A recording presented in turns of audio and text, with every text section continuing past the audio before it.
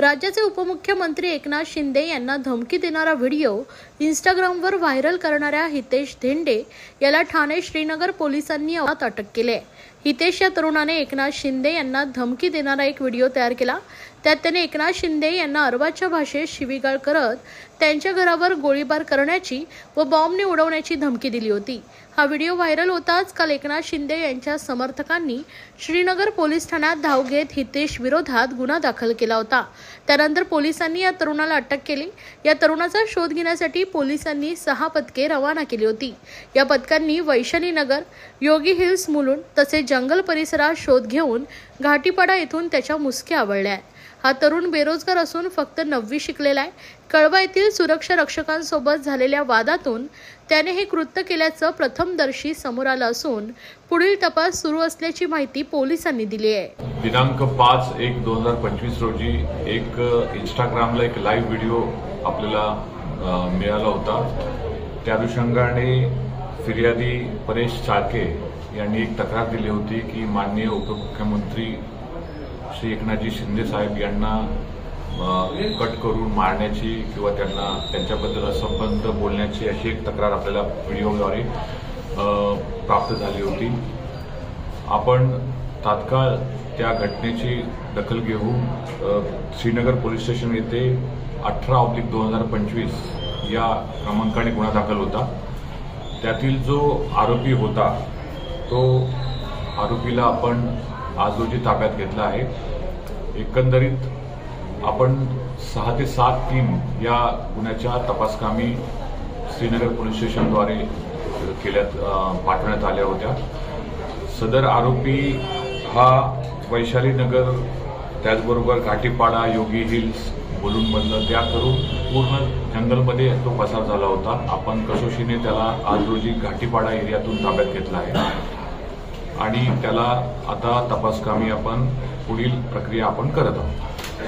नक्की कारण काय आहे धमकवण्याचं? त्याला कोणी चेतावणी दिली होती का? त्याने हा व्हिडिओ शेअर करत उपमुख्यमंत्र्यांना चेतावणी देण्यात आली? प्राथमिक कारण जे आम्हाला निष्पन्न होतंय की त्याचे काही वाद कळवामधील जे गार्ड आहेत, जे तिथे सिक्युरिटी गार्ड त्यांच्याशी झालं होतं। त्याच्यानंतर त्यांचा वाद झाल्यानंतर रागाच्या भरात त्यांनी एक कृत्य केल्याचं प्रथमदर्शी त्याच्या बोलण्यातून वाटतंय, पण पूर्ण आम्हाला तपासामध्ये खात्री केल्याशिवाय आम्ही निश्चित कारण अद्याप सांगता येणार नाही। मात्र आम्ही पुढे तपास करत आहोत। आरोपीला आता माननीय कोर्टासमोर आम्ही हजर करत आहोत। मंत्रालयाचा पण उल्लेख केला होता त्यांनी, मंत्रालयामध्ये माझं नाव विचारा, मी कोण आहे? प्राथमिक तपासामध्ये असं दिसतंय की तो रेग्युलर सर्वत्र फिरणारा व्यक्ती आहे। तो मंत्रालयामध्ये जात होता, इथले लोकल सगळ्या गव्हर्नमेंट ऑफिसेसला पण जात होता। आता पुढे त्यांनी नेमकं काय उद्देशाने जात होता ह्याचा तपास बाकी आहे आणि आम्ही तपास करत आहोत।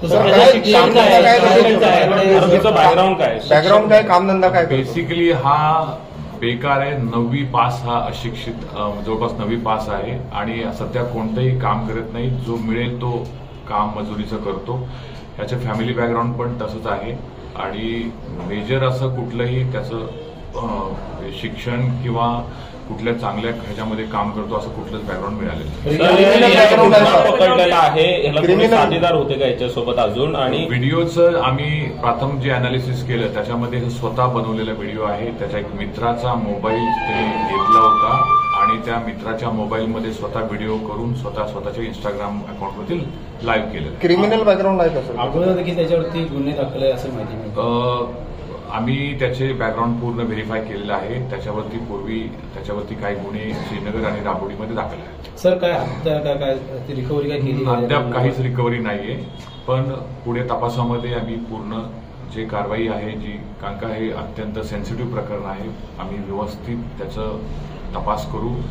योग्य पद्धतीने याची गुन्ह्याची उकल झाली त्याबद्दल मी श्रीनगर पोलीस स्टेशनचं आभार मानतो आणि पुढे आम्ही निश्चित तपास करतो। विकृत आहे का मेडिकल का रिपोर्ट सादर झाले? अद्याप कुठलंही असं रिपोर्ट सादर केलेलं नाहीये, पण त्याचे फॅमिलीशी बोलून आम्ही पुढे तपास करतो आहोत। पण त्याचं जे वर्तन आहे ते असंबद्ध असं वाटतंय असं फॅमिलीचं म्हणणं आहे। ठीक आहे।